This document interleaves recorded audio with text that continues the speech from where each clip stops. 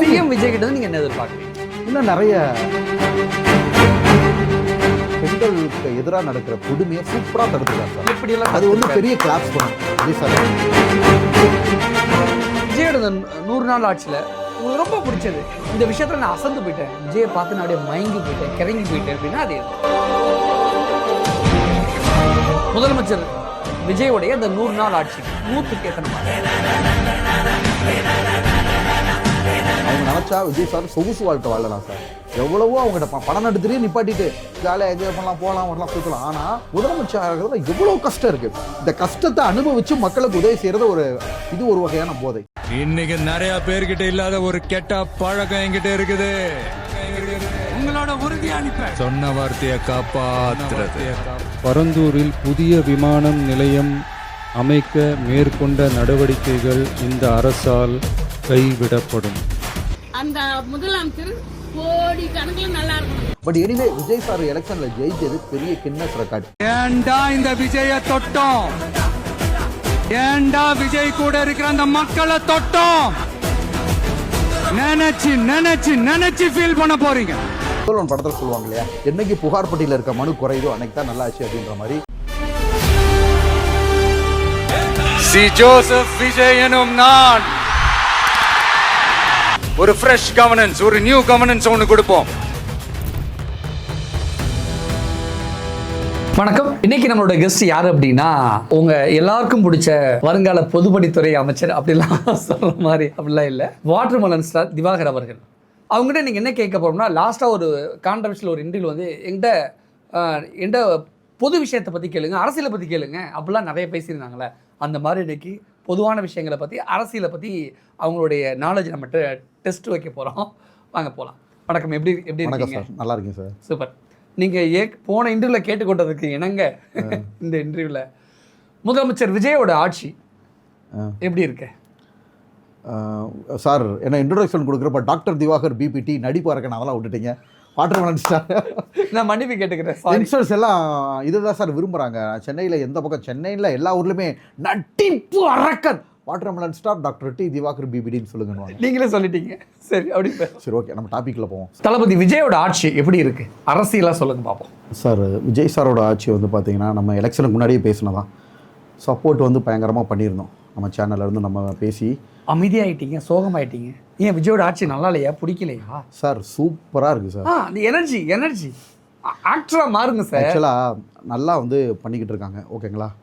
Especially ஊழலற்ற ஆட்சியில் வந்து ரொம்ப கவனமாக இருக்காங்க, ஓகேங்களா. மக்களோட வரிப்பணத்தில் ஒரு சல்லி பைசா தொடமாட்டேன் அப்படின்றதுல ரொம்ப 100% ஸ்ட்ராங்காக இருக்கார் விஜய் சார். அது மட்டும் இல்லை சார், இளைஞர்கள் எல்லாருமே சட்டசபை கூடுறதை என்ன நடக்குதுன்னு பார்க்குறாங்க. பொதுவாக அரசியல் சம்மந்தப்பட்டதுனாலே நிறைய பேர் அவாய்ட் பண்ணுவாங்க, அதுக்குன்னு ஒரு செட் ஆஃப் ஆடியன்ஸ் மட்டும்தான் இருப்பாங்க. இவர் வந்ததுக்கப்புறம் இளைஞர்கள் கொண்டும் என்ன சட்டசபையில் நடக்குதுன்னு ரொம்ப உன்னிப்பாக கவனிக்க ஆரம்பிச்சிட்டாங்க. ஸோ இளைஞர்களுக்கு இப்போ பிரைம் மினிஸ்டர் என்ன சொல்கிறாருன்னா, நான் ஆக்சுவலாக சோசியல் மீடியாவில் பார்த்தது, மினிஸ்டர்கள் வந்து பார்த்திங்கன்னா பொதுமக்கள்கிட்ட இன்ட்ராக்ட் ஆகுங்க, இளைஞர்கிட்ட இன்ட்ராக்ட் ஆகுங்க பை இன்ஸ்டாகிராம் சமூக வலைதளங்கள் மூலியமாக இன்ட்ராக்ட் ஆகி அவங்களுக்கு அரசியல் அறிவை வந்து பூத்துங்கன்றாரு. ஸோ அப்பேற்பட்ட சமூக வலைதளங்களில் விஜய் சார் பண்ணுற அரசியல் வந்து எல்லாருக்குமே நல்லா ரீச் ஆகுது. அந்த ஊழலற்ற ஆட்சி ரொம்ப நேர்மையாக கொண்டு போகிறாங்க சார். பட்டு இப்போ வந்து பார்த்திங்கன்னா 100 நாள் தான் கடந்திருக்கு. இன்னும் நிறைய எதிர்பார்ப்புகள் நம்மளுக்கு வேணும், ஓகேங்களா. என்ன எதிர்பார்க்குறீங்க தளபதி விஜய் கிட்டேருந்து? சார், சிஎம் விஜய் கிட்டேருந்து நீங்கள் என்ன எதிர்பார்க்குறீங்க? இன்னும் நிறைய, அதாவது வந்து பார்த்திங்கன்னா முதலமைச்சர் உதவி மையம் இருக்கு இல்லையா, முதலமைச்சர் உதவி மையத்தை இன்னும் ஸ்ட்ராங் பண்ணலாம். மக்களோட குறைகளை தீர்க்கிறதுக்கு ஆக்சுவலாக முதலமைச்சர் உதவி மையம் வந்து நிறைய மனுக்கள் போகும். முதலமைச்சரோட தனிப்பிரிவு தான். அதான் ரைட்டு, தனிப்பிரிவு தான் முதலமைச்சர் உதவி மையம். முதலமைச்சர் தனிப்பிரிவு சிஎம் ஸ்பெஷல் செல் இருக்கு இல்லையா, அதில் நிறைய மனுக்கள் குமியுது. அந்த மனுக்கள் மீது நடவடிக்கை எடுக்கிறது வந்து பார்த்திங்கன்னா இன்னும் சிறப்பாக இருந்தால் நல்லாயிருக்கும் அப்படின்னு நான் நினைக்கிறேன், ஓகேங்களா. பட் இவங்க 100 நாள் வந்திருக்காங்க, 100 நாள் வந்து நல்லா தான் பண்ணிக்கிட்டு இருக்காங்க. இன்னும் வந்து பார்த்திங்கன்னா ஆக்சுவலாக ஆட்சி ரொம்ப சூப்பராக இருக்குது சார். என்னை கேட்டால் லேட்டஸ்ட்டாக சைக்கிள் கொடுத்துருப்பாருன்னு நினைக்கிறேன். அதெல்லாம் ரொம்ப மாடர்னில் அனௌன்ஸ் பண்ணியிருக்காங்க. இல்லை, பட்ஜெட்டில் அறிவிச்சிருக்காங்க. யாரோ கொடுத்த மாதிரி மீடியா, அது வந்து இதுவோ ஃபேக்கோ சம்திங் அவர் வழங்குற ஸ்டைலிஷான சைக்கிள், ஹெல்மெட்டோட சைக்கிள் அறிவிச்சிருக்காங்க ஸ்டைலிஷான சைக்கிள். ஸோ மற்ற அரசியல் கட்சிகள் ஆட்சியில் இருந்ததுக்கும் இவர் வந்து ரொம்ப ஸ்டைலிஷாக கரெக்டாக பண்ணுறாங்க. அதுக்கு காரணம் வந்து ஊழல் கிடையாது. ஊழலே இல்லாமல் பொதுமக்களுக்கு நல்லது பண்ண நினைக்கிறாரு விஜய் சார். ஸோ அது உண்மையிலேயே நல்ல ஒரு விஷயம். அதே மாதிரி தான் வந்து பார்த்திங்கன்னா பொதுமக்கள் கிட்ட நிறைய டிசிப்ளின். ஆக்சுவலாக அவர் கொண்டு வந்தது வந்து பார்த்தீங்கன்னா பெண்களுக்கு எதிராக நடக்கிற கொடுமையை சூப்பராக தடுத்துருக்காரு சார். எப்படியெல்லாம் அது வந்து பெரிய கிளாப்ஸ் பண்ணணும் விஜய் சாருக்கு. விஜய் சாருக்கான கிளாப்ஸ் தான் அது. ஆமாம்மா, கண்டிப்பாக. எப்படியெல்லாம் விஜய் தடுத்துருக்காருன்னு சொல்லுங்கள் சார். ஆக்சுவலாக நிறைய விங்கு இப்போ சிங்கப்பெண் அதிரடி படை இருக்கு இல்லையா, அதெல்லாம் வந்து பார்த்திங்கன்னா நல்லபடியாக செயல்பட்டுக்கிட்டு வருது. இன்னொரு தப்பு பண்ணுறவங்களுக்கும் ஒரு பயம் வருது. தப்பு பண்ணுறவங்களாம் என்ன பண்ணுறாங்க அப்படின்னு பார்த்தீங்கன்னா, ஆஹா சட்டத்திட்டங்கள் மோசமாக இருக்குது, அப்போ பெண்களுக்கு எதிரான பாலியல் வன்கொடுமையை நம்ம ஸ்டாப் பண்ணணும்னு பண்ணுறாங்க. ஸோ ஒரு முதலமைச்சராக அவர் நினைக்கிறதெல்லாம் பாருங்கள், பெண்கள் பாதுகாப்பு, ஊழலற்ற ஆட்சி, அவர் வந்து ரொம்ப பயங்கரமாக போய்கிட்டு இருக்கார் சார். அதே சமயத்தில் வந்து பார்த்திங்கன்னா அந்த மாதிரி முதலமைச்சர் மனுக்களோ அல்லது வந்து பார்த்திங்கன்னா நிறைய குறை தீர்ப்பு முகாம் இருக்கு இல்லையா, இதை வந்து பார்த்திங்கன்னா ஒவ்வொரு கலெக்டர் ஆஃபீஸ்லேயும் இதை என்ன ஸ்ட்ராங் பண்ணலாம் அப்படின்ற மாதிரி நான் என்னோட ஒரு சிறு சஜஷன், ஒரு எதிர்பார்ப்பு, அவ்வளோதான். ஏன்னா என்னைக்கு முதல்வன் படத்தில் சொல்லுவாங்க இல்லையா, என்னைக்கு புகார் பட்டியலில் இருக்க மனு குறையுதோ அன்னைக்கு தான் நல்லாச்சு அப்படின்ற மாதிரி. கண்டிப்பாக நான் சார்கிட்ட எதிர்பார்க்குறது என்ன அப்படின்னு பார்த்தீங்கன்னா, முதலமைச்சர் இப்போ சிஎம் செல் புகார் அப்படின்னாலே 1 லட்சம் 2 லட்சம் நிறைய போகுது. ஆக்சுவலாக முதலமைச்சர் சிறப்பு பிரிவை நம்ம தப்பு சொல்ல முடியாது. ஏன்னா எத்தனை பேர் தான் அவங்களும் பார்ப்பாங்க. அதுக்கு உண்டான காரணங்கள் சில பேர், இதுக்கு காரணம் பொதுமக்களுமே நிறைய பேர் புரிதல் இல்லாமல் மனு போடுறாங்க சார். சிஎம் செல்ல போய் எனக்கு கவர்மெண்ட் வேலை வாங்கி கொடுன்னுவாங்க. அதுக்கு வந்து பார்த்திங்கன்னா அரசு விதிகளின்படி தான் கவர்மெண்ட் வேலை கொடுக்க முடியும். ஓகேங்களா, மனு போட்டால் அவங்களுக்கு வேலை கொடுக்க முடியாது. ஸோ அந்த மாதிரி விஷயங்களை சொல்லலை. மனு கொடுக்குறவங்களும் நல்ல விஷயத்தை, அதாவது முதலமைச்சர் சிறப்பு பிரிவால் தீர்த்து வைக்கக்கூடிய மனுக்களாக கொடுக்கணும். அதே மாதிரி அதையும் வந்து பரிசீலனை பண்ணி இந்த சிஎம் செல் வந்து பார்த்திங்கன்னா அந்த புகார்களை குறைக்கணும். என்றைக்கு வந்து பார்த்திங்கன்னா புகார் பெட்டி குறையுதோ, புகார் பெட்டியில் புகார் மனுக்கள் குறையுதோ அன்னைக்கு இன்னும் பயங்கரமான ஆட்சி. அதுக்கு இன்னும் நாள் ஆகும். விஜய் சாருக்கு டைம் தேவை. விஜயோட 100 நாள் ஆட்சியில் உங்களுக்கு ரொம்ப பிடிச்சது இந்த விஷயத்தில் நான் அசந்து போயிட்டேன், விஜயை பார்த்து நான் அப்படியே மயங்கி போயிட்டேன், கிறங்கி போயிட்டேன் அப்படின்னா அது எது? ஊழலற்ற ஆட்சி. ஏன்னா என்னோடதும் அப்படி தான் சார். வேறு செயல்பாடு வேறு, ஊழலற்ற ஆட்சி. ஓகேங்களா. ஸோ அது ஒன்றே வந்து பார்த்திங்கன்னா சிறந்த ஆட்சிக்கு ஒரு பெரிய லெவல் வந்துடும். ஓகேங்களா. ஒரு சிறந்த ஆட்சிக்கு ஒரு ஊன்றுகோலே ஊழலற்ற ஆட்சி தான். ஸோ அதில் வந்து ரொம்ப ஸ்ட்ராங்காக இருக்கார். இன்னொன்று சார், அவங்களுக்கு அது தேவையில்லை சார். விஜய் சார் வந்து ஆல்ரெடி வெல் செட்டில்டு. ஓகேங்களா. அவர் வந்து சினிமா துறையில் நடிகர்களே அதிக சம்பளம் வாங்குறது விஜய் சார் தான். அவர் ஆல்ரெடி நிறைய படங்கள் நடித்து லைஃப்பில் ஃபுல் செட்டில்டு. இப்போ வந்து சார் மனிதர்களுக்கு பல வகையான போதை இருக்கும். இவங்களுக்கு வந்து என்னென்னா மக்கள் சேவை செய்கிறதுல ஒரு போதை. ஏன்னா விஜய் சாருக்கு 50 வயசு கிராஸ் ஆயிடுச்சு இல்லையா, 50 வயசுக்கு மேலே போதும் நம்ம நேரம் படைச்சிட்டோம், அந்த புகழெலாம் அனுபவிச்சிட்டாங்க. ஆட்டம் பாட்டம் டான்ஸு, ரசிகர்கள் ரசிகைகள் எல்லாம் எத்தனை வருஷமாக அவர் நாங்கள் குழந்தையால் இருக்கிறதுக்கு நடிச்சுக்கிட்டு இருக்கார் சார். ஓகேங்களா. ஸோ அப்போ அதெல்லாம் அனுபவிச்சு முடிச்சிட்டாங்க. இனிமேல் அவங்களுக்கு என்ன தோணும்னா, இந்த மாதிரி ஒரு பொசிஷனில் சேரில் உட்காந்து ஓகேவா மக்களுக்கு நல்லது செய்யணும் அப்படின்ற ஒரு எண்ணம் வந்துருச்சு. அவங்க நினச்சா விஜய் சார் சொகுசு வாழ்க்கை வாழலாம் சார். எவ்வளவோ அவங்ககிட்ட படம் எடுத்துகிட்டு நிப்பாட்டிட்டு ஜாலியாக என்ஜாய் பண்ணலாம், போகலாம் வரலாம், சுற்றலாம். ஆனால் முதலமைச்சர் எவ்வளோ கஷ்டம் இருக்குது. இந்த கஷ்டத்தை அனுபவித்து மக்களுக்கு உதவி செய்கிறது ஒரு வகையான போதை. ஓகேங்களா. ஏன்னா எனக்கு அந்த மாதிரி இருக்கும் சார். எனக்கு அந்த மாதிரி நான் அரசியலுக்கு நான் சொல்ல வரல சார். அதாவது ஏன் எவ்வளவோ ஃபீல்டு இருக்குது, நம்ம பயங்கரமாக படிப்பேன், எவ்வளவோ ஃபீல்டு இருக்குது, அது ஏன் மெடிக்கல் ஃபீல்டுன்னு செலக்ட் பண்ணி டாக்டர் ஆகி, அதாவது ஒரு பேஷண்ட்டுக்கு ஹெல்ப் பண்ணி அவங்கள பழைய மாதிரி நடக்க வச்சு படுத்த படிக்கையாக இருப்பேன். ஃபிசியோதெரபி டாக்டர்ன்றது ரொம்ப கஷ்டம் சார். ஒருத்தரோட வாழ்க்கையே என் கையில். படுத்த படிக்கை ஆகிட்டாங்கன்னா கையை தூக்குனா கை இப்படி பொத்துன்னு விடுவோம், காலத்துக்குன்னா புத்துன்னு விடுவோம், யூரின் மோஷன்லாம் பெட்டில் தான் போகும். அந்த மாதிரி பேஷண்ட்டை பழைய மாதிரி எந்திரிச்சு வண்டி ஓட்ட அவனுக்கு வேலைக்கு போக வைக்கணும். எத்தனை பேருடைய வாழ்க்கையை காப்பாற்றிருக்கீங்க? நிறைய பேஷண்ட் சார், அது நம்ம எதுன்னு சொல்ல முடியாது. ஸோ அதுக்கு நல்ல அறிவு வேணும். சும்மா ஃபிசியோதெரபிலே நிறைய ட்ரீட்மெண்ட் டெக்னிக் இருக்குது. சர்ஜரியில் எப்படி நுணுக்கங்கள் இருக்குது. நல்லா அறிவாக பேசுகிறீங்க, கருத்தாக பேசுகிறீங்க, அரசியலை பற்றி விஜய்க்கு ஆதரவாக உறுதுணையாக சார். விஜய் சாருக்குமே ஆதரமா நம்ம இன்னைக்கு நேற்று புதுசாக பேசல. பிஃபோர் எலெக்ஷனே நம்ம அப்பயே நம்ம கணிச்சு வந்து உண்மையான விஷயத்தை தான் பேசணும். விஜய்க்கு ஆதரவாக நின்று பேசுறீங்க. ஆமாம் ஆமாம். அரசியலுக்கு வர போறீங்களா? இல்லை சார், இல்லை சார், வரலையா? இல்லை அந்த ஆர்வம்லாம் கூப்பிட்டா அந்த ஆர்வம்லாம் இல்லை சார். விஜய் சார் கூப்பிட்டா கண்டிப்பாக அதை என்னன்னு யோசனை. அரசியலுக்கு வருவீங்க? இப்போதைக்கு எனக்கு ஆசை இல்லை சார். விஜய் சார் கூப்பிட்டா அது அப்போ பார்த்துக்கலாம். சரி, விஜய் சாருக்கு சொல்கிறாருன்னு சொல்லிட்டு ஆதவர்ஜுனா கூப்பிட்றாரு, இல்லை ராஜ்மோகன் உங்களை அரசியல் கூப்பிட்றாரு, உங்களுடைய பதில்? அது அந்த டைமில் எப்படி மென்டாலிட்டின்னு தெரியல சார். விஜய் சார் கூப்பிட்டா கூட நீங்கள் அரசியலுக்கு வர மாட்டீங்களா? அதாவது சார் நம்மளுக்கு வந்து அவ்வளோ திமிரா உங்களுக்கு? அப்படிலாம் இல்லை சார். நிறைய சினிமா படங்கள் விஜய் சாரே 50 வயசுக்கு மேலே தானே வந்தாங்க. ஆரம்பத்தில் வந்து இதே ஏன்ட்ட நீங்கள் கேள்வி கேட்குறீங்களே, அப்போ நீங்கள் டாக்டர்லேருந்து ரிட்டையர் ஆகும்போது அரசியலுக்கு வருவீங்க.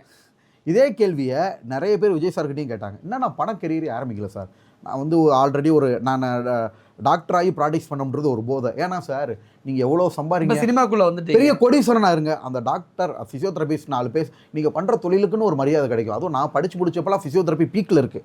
முன்னாடி ஒரு காலத்தில் வந்து பார்த்தீங்கன்னா ஃபிசியோதெரப்பினால யாருக்கும் தெரியாது. நான் 2005 to 10 பேட்ச் சார், நான் படிச்சுட்டு வர்றப்பலாம் அது டாப்பில் நிற்கிது. எங்கேயாவது படி ஃபிசியோதெரப்பி டாக்டர்ப்பா. ஸோ அந்த மதிப்பு மரியாதையை அனுபவிச்சு நல்லா ப்ராக்டிக்ஸ் பண்ணி நேர்மையாக சம்பாதிக்கிறது, அது ஒரு வகையான போதை. இப்போ நீங்கள் சினிமாக்குள்ள ஒரு நிமிஷம் நேர்மையாக பணம் சம்பாதிக்கிறது. நீங்கள் சொன்னாப்புல ஆரம்பத்திலேயே பிஸ்னஸில் சம்பாரிச்சோம்னா நிறைய சம்பாதிக்கலாம். இந்த மாதிரி படித்த படிப்பு மூலியமாக ஒரு வருமானம் ஈட்டுறோம் பாருங்கள், அதில் கிடைக்கிற போதையே தனி. ஸோ அதை நம்ம நல்லா அனுபவிச்சிட்டோம். ஒரு 10 வருஷம் ப்ராக்டிஸ் பண்ணியாச்சு.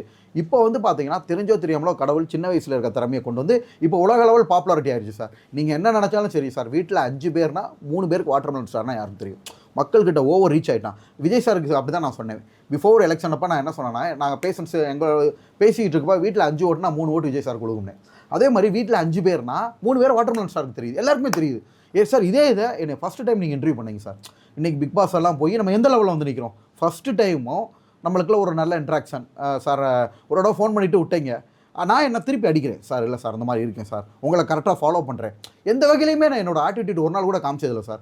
சார் நான் வர்றேன், ஒரு பெரிய சேனல் இருக்கீங்க, நானும் வர்றேன், நீங்களும் வாய்ப்பு கொடுத்தீங்க, கரெக்டாக நடித்தோம். அதே மாதிரி போகிறப்ப எப்போ அவருக்கு ட்ராவல் என்னவோ அதை கரெக்டாக பண்ணி கொடுத்துருக்கேன், நீங்களே சொல்லி வாங்கி கொடுத்துட்டு போனீங்க. இதுதான் சார் ஒரு வளர்ச்சியோட ஒரு இது. அப்போ இருந்ததுக்கும் இப்போ இருந்ததுக்கும் பாருங்கள். நான் நேராக விஷயத்துக்குள்ளே வரேன். விஜய் சிஎம் ஆனோடனே தனுஷுக்கும் சிம்புக்கும் அந்த ஆசை வந்துடுச்சு. அவங்க சிஎம் ஆகிற ஆசைப்படுறாங்க, நடிகர் ராகவா லாரன்ஸ் உட்பட. இப்போ நீங்களும் சினிமாக்குள்ளே வரீங்க அப்படின்னா அரசியல் ஆசை கனவு எல்லாமே இருக்குது ஃபியூச்சர். இன்னும் சினிமாவில் ஒரு விதை கூட முளைக்கல சார். சார் கேபி பால வர போறாங்க, அறந்தாயினிசி அரசியலுக்குள்ள வர போறாங்க அப்படின்னு யார் சொன்னா? பிக் பாஸ் முத்துக்குமார் அரசியலுக்குள்ள வர போறாங்கன்னு சொல்றாங்க சார். 1000 பேர் 1000 சொல்லுவாங்க சார். பட் அடுத்தவங்களை பத்தி எனக்கு தெரியாது சார். எனக்கு வந்து இல்ல படம் நடிக்கணும்னு தான் வாய்ப்பு. இன்னும் நம்ம திறமைகளை மக்கள் கிட்ட காட்டணும், பிக் ஸ்கிரீன்ல காட்டணும். அரசியல் சுத்தமா கிடையாது ஆசை. அரசியலுக்கு வருகிறார் வாட்டர்மெலன் ஸ்டார் திவாகரன் நான் போட்டுருவேன், டைட்டில் போட்டுருவேன். அதெல்லாம் வேணாம் சார். பயப்படுறாரா இல்ல என்ன பயானு இல்லை சார். நம்மளோட எய்ம் வந்து பாத்தீங்கன்னா மக்களை பார்த்து பயமா? அப்படிலாம் இல்லை. எதிர்கட்சியை பார்த்து பயமா? யாரை பயம்லாம் இல்லை சார். யாரை பார்த்தும் உங்களுக்கே தெரியும், வாட்டர்மெலன் ஸ்டார் பக்கா ஸ்ட்ரைட் ஃபார்வர்டு. ஓகேங்களா? எதுக்காகவும் யாருக்காகவும் போய் நான் அப்படிலாம் இருக்கிற ஆளு. அவன் யாருக்கோ பயந்துக்கிட்டு அரசியலுக்கு வர மாட்டேங்கிறீங்க அப்படின்னு இல்லை சார். நம்மளுக்கு வந்து பார்த்தீங்கன்னா இன்னும் நிறைய சாதிக்க வேண்டியது இருக்குது. சினிமாவில் தெரிஞ்சோ தெரியாமலோ அதில் வந்துட்டோம் இல்லையா? ஸோ படத்தில் நம்ம மக்களை மகிழ்விக்க வேண்டியது நிறைய. விஜய் சார் சினிமா விட்டு போயிட்டாரு, அந்த இடம் வெற்றிகரமாக இருக்காது, நான் பிடிச்சே தீர்வு. அப்படி கூட சொல்லுங்க, நான் சந்தோஷமாக ஏற்றுக்கிறேன். அரசியல் மட்டும் வேண்டாம். விஜய் ரசிகர்கள் சும்மா விட மாட்டாங்க. அப்படிலாம் இல்லை சார். இன்னும் நம்மளுக்கு வாய்ப்பு கிடைக்கல, ஸ்க்ரீனில் திறமையே. நான் மறுபடியும் அரசியல் கேள்விக்கு வரேன். முதலமைச்சர் விஜயோடைய இந்த 100 நாள் ஆட்சிக்கு 100க்கு எத்தனை மார்க்? 100க்கு எத்தனை மார்க்? 90%. 90 எத்தனை மார்க்? 90 மார்க். 90 மார்க். 90 மார்க். அந்த 10 மார்க் ஏன் சார் கஞ்சத்தனம் பிடிக்கிறீங்க? 10 மார்க் கூடுதலா போட்டு கொஞ்சம் 100க்கு 100 பாஸ் பண்ணி விட மாட்டீங்க? அப்படிலாம் இல்லை சார். 100க்கு 90% நல்லா இருக்கு. நீங்க கஞ்சத்தனம் பிடிக்கிறீங்க, இன்னும் 10 மார்க் எக்ஸ்ட்ரா போட்டு 100க்கு 100 பாஸ் பண்ணுவீங்க. அதாவது சார் ஒரு விஷயம், ரேங்க்ல அதாவது ஒரு விஷயம் சார், 100க்கு 90 90% நல்லா இருக்கு. அந்த 10% அவங்களுக்கு டைம் பத்தாது. அவங்க வந்து இயந்திரம் கிடையாது. இப்போ ஆட்சி அமைச்சு 100 நாட்கள் தான் இருக்கு. அவங்க வந்து பாத்தீங்கன்னா புராண கதைகள்ல இருக்கிற மாதிரி அவங்களுக்கு 1000 தலை. எந்த விஷயத்துலலாம் விஜய் இன்னும் கரெக்டா அந்த விஷயத்த பண்ணல? அந்த 10 மார்க் குறைச்சிங்களா? அது ஏன்? அது காரணம் சார் என்ன பண்ணியிருந்தா அந்த 10 மார்க் எக்ஸ்ட்ரா நீங்க போட்டிருப்பீங்க சார்? அனைத்து பிரச்சனைகளும் அவரோட நாலேஜுக்கு போகிறதுக்கு இன்னும் டைம் ஆகும் சார். அவங்க இன்னும் விஜய் சார் நம்மளை மாதிரி ஒரு மனிதர், முதலமைச்சரை தவிர நம்மளை மாதிரி ஒரு மனிதர். ஓகேங்களா? அவங்களுக்கு இன்னும் 1000 கண்ணு கடவுள் படைக்கல, இல்லை 1000 தலைகளை படைக்கல. அங்கே நடக்கிறத வந்து நம்ம இங்கே ஞான திருஷ்டியிலே தெரிஞ்சுக்கிற முடியாது. ஸோ இப்போ தான் அதற்கான மேன் பவர் இருக்குது, அதற்கான உழைப்பு இருக்குது. அவங்களும் மனுஷங்க தான். ஸோ ஒவ்வொரு குறையாக அது யாராக இருந்தாலும் சரி, அது கண்டிப்பாக டைம் எடுக்கும். பட் எனிவே விஜய் சார் எலெக்ஷனில் ஜெயிச்சது பெரிய கின்னஸ் ரெக்கார்டு. ஏன்னா ஒரு எம்எல்ஏவாக கூட இல்லை, அரசியல் காட்சி ஆரம்பித்து ஒரு 2 வருஷத்தில் யாருமே சப்போர்ட் கிடையாது. ஓகேங்களா? உண்மையான மனிதர்களை மட்டும்தான் பிஃபோர் எலெக்ஷன் சப்போர்ட் பண்ணாங்க. ஜெயிச்சதுக்கப்புறம் எல்லா பேருமே ஆக்சுவலாக ஜெயிக்கிறதுக்கு முன்னாடி நிறைய பேர் தப்பாக திட்டினாங்க, பண்ணாங்க, வரமாட்டாங்க, 10 சீட்டு வருமா, 4 சீட்டு வருமா, ஈவன் மீடியா கூட சப்போர்ட் பண்ணல, யாருமே சப்போர்ட் பண்ணல. ஓகேங்களா? கிட்டத்தட்ட ஏகப்பட்ட விமர்சனங்கள் எல்லாத்தையும் தாங்கி அடிச்சு நொறுக்குனார் விஜய். விஜய்க்காக நீங்கள் ஓட்டு கேட்டிங்களா? என்ன சார்? ஓட்டு கேட்டு போனீங்களா விஜய்க்காக? சார் ஆக்சுவலாக எந்த அரசியல் கட்சிக்கும் நம்ம இண்டிவிஜுவலாக சப்போர்ட் பண்ணல. ஓகேங்களா? பட் ஆனால் பார்த்தீங்கன்னா நம்ம பொதுப்படையாக சில காரியங்களுக்கு நம்ம விஜய் சாருக்கு சப்போர்ட் பண்ணோம். பண்ணீங்க. அப்போ விஜய் சார் தான் ஓட்டு போட்டீங்க. அதெல்லாம் ரகசியம் சார், நீங்கள் போய் என்னை நல்லா மாட்டி விடுங்க. ஓகே. முதலமைச்சர் தளபதி விஜய் கிட்ட நான் இந்த விஷயத்தை எதிர்பார்த்தேன், ஆனால் இந்த விஷயத்தை அவர் பண்ணணும் அப்படின்னா வாட்டர்மலன் ஸ்டார் திவாகரா அவங்களுடைய கோரிக்கை. அதான் நான் ஏற்கனவே சொல்லிட்டேன் இல்லையா, ஆ. இன்னும் வந்து முதலமைச்சர் சிறப்பு பிரிவு தனிப்பிரிவு இருக்குல்ல, எப்போ புகார் கடிதங்கள் குறையுதோ அப்போ தான் அது நல்லாகும். உங்களுடைய தனிப்பட்ட விருப்பம் கோரிக்கை என்ன தளபதி விஜய்? ஒருத்தவங்களுக்கும் தனிப்பட்ட விருப்பம் சார். உங்களுக்கான விருப்பம் என்ன? அதற்கான பிளாட்ஃபார்மை வந்து நம்ம இந்த மாதிரி நீங்க சொன்னீங்கன்னா மதுரையில் இருக்கக்கூடிய தாவேக்கா மாவட்ட செயலாளரே செய்வாரு, மதுரை பொறுப்பு அமைச்சரே உங்களுக்கு செஞ்சு கொடுப்பாரு. அதுக்காக தான் கேட்கிறேன், சொல்லுங்க. அப்படின்னு இல்லை சார், நம்ம தனிப்பட்ட விஷயத்தை நம்ம சிஎம் விஜய் கிட்ட உங்களுடைய கோரிக்கை என்ன? என்னோட கோரிக்கை அதான் நான் சொல்லிட்டேன் இல்லையா. இன்னும் வந்து பார்த்தீங்கன்னா அந்த என்னைக்கு புகார் கடிதங்கள் குறையுதோ அன்னைக்கு வந்து இன்னும் சிறப்பாக செயல்படும். உங்களுக்குன்னு தனிப்பட்ட முறையில் பர்சனலாக எந்த கோரிக்கை? நம்ம பர்சனல் வந்து அது எந்த சொல்ல முடியாது சார். நம்மளுக்கு உண்டானதை நம்ம தான் போராடி ஜெயிக்கணும். நம்மளுக்கு உண்டானதை வந்து நம்ம அதை கரெக்டாக வேறு ரூட்டில் கொண்டு போகணும். பயங்கர மோட்டிவேஷனலாக இருக்கேன். உண்மை அதுதானே சார். நம்மளுக்கு என்ன தேவையோ அதை நம்ம தனிப்பட்ட முறையில் இது பண்ணிக்கலாம். ஜென்ரல் பாயிண்ட் தான் நம்ம சொல்லணும். இது வந்து ஒரு பொது நேரடிக்கான எனக்கு உண்டான சொந்த பிரச்சனைகள், அது தனிப்பட்ட திவாகரா நம்ம போராடி நம்ம தான் பாதுகாத்துக்கணும் சார். ஓகே. முதலமைச்சர் விஜய் சாருக்கு நடிப்பு அரக்கன் வாட்டர்மெலன் ஸ்டாரோட வணக்கங்கள். உங்களோட சிம்மாசனத்தை யாராலையும் அசைக்க முடியாது. தமிழ்நாட்டோட நிரந்தர முதலமைச்சராக நீங்கள் திருப்பி மக்களால் தேர்ந்தெடுக்கப்பட்டு வருவீங்க. நம்ம ஜெயலலிதா மேடமுக்கு அப்புறம் மக்களால் நான், மக்களுக்காக நான் அப்படின்னு வாழ்ந்த அதே மாதிரி ஒரு முதலமைச்சராக நீங்களும் வருவீங்க. கிட்டத்தட்ட வந்து பார்த்தீங்கன்னா எம்ஜிஆர் சாரோட விஜய் சார் நீங்கள் ஒத்து போகிறீங்க. எம்ஜிஆர் சார் எப்படி மக்கள் மனசில் நீங்காக இடம் பிடிச்சாரோ, எம்ஜிஆர் சாருக்காக விழுந்த ஓட்டு இன்றளவும் எம்ஜிஆர் சாரோட சின்னத்துக்காக ஓட்டு விழுது, அவரோட முகத்துக்காக. அதே மாதிரி விஜய் சார் முகத்துக்காகவே ஓகேங்களா மக்கள் மத்தியில் அனைத்து சட்டமன்ற உறுப்பினர்களுக்கும் ஓட்டு விழுந்திருக்கு. உங்கள் சிம்மாசனத்தை யாராலையும் அசைக்க முடியாது. அப்படி அசைக்கணும்னா இன்னொரு ஆள் பிறந்து வரணும். ஸோ இதே மாதிரி உங்களோட நல்லாட்சி வளர்கிறதுக்கு நான் watermelon star doctor Divakar physiotherapist என்னோட நன்றியை நான் சொல்லிக்கிறேன். அதே மாதிரி விஜய் சார்கிட்ட ஒரே ஒரு வேண்டுகோள், தமிழ்நாட்டில் ஃபிசியோதெரப்பி மருத்துவர்களோட அரசு மருத்துவமனைகளில் ஃபிசியோதெரபிஸ்ட்டை அப்பாயின்மெண்ட் பண்ணுறது ரொம்ப கம்மியாக இருக்குது. இப்போ கூட நான் சட்டசபையில் பார்த்தேன், 186 ஃபிசியோதெரப்பி மருத்துவர்களை வந்து பணியமர்த்துற மாதிரி பண்ணியிருக்காங்க. ஆனால் அது பத்தாது. கிராமப்புறங்களில் நிறைய நோயாளிகள் பக்கவாதம், வாதம், முகவாதம், மூட்டு தேய்மானம் இந்த வியாதிகளால் பாதிக்கப்பட்டு முடக்கப்படுறாங்க.